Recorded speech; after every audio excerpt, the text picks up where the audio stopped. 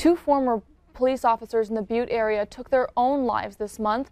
Now law enforcement is working to address suicidal thoughts. MTN's John Amy has more.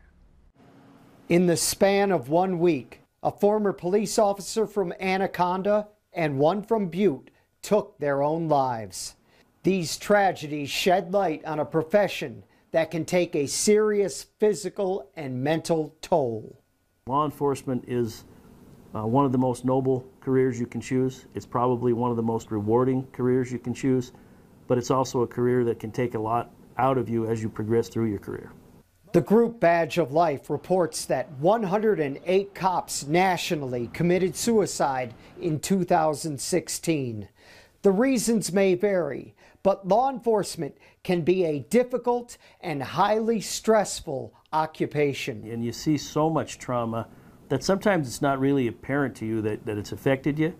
And then you think about it a year later or 2 years later, or maybe you drive past the scene and you kind of flash back to that incident where it occurred. The sheriff said after a traumatic incident, officers go through something they call critical incident stress debriefing.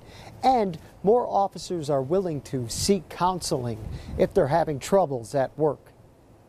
And in the old days, I think there was a little bit of a thought, well, you know, I don't want to call the employee assistance program because that might be perceived that I'm weak. And I don't think that's there anymore. I think it's a matter of officers and law enforcement in general realizing that it's not only physically dangerous, but it's dangerous to your mental makeup.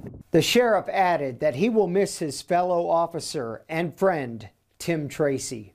I rode with Tim when he first started, and he was on the SWAT team with me for a number of years. And you look back at those memories, and there's awful lot of happy times in there where he was true Timmy, and he was a guy that wore his heart on his sleeve, and he would do anything he could for you.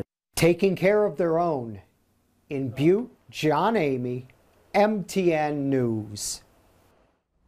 John tells us Butte Police will hold a memorial procession for former officer Tracy after his funeral service on Monday.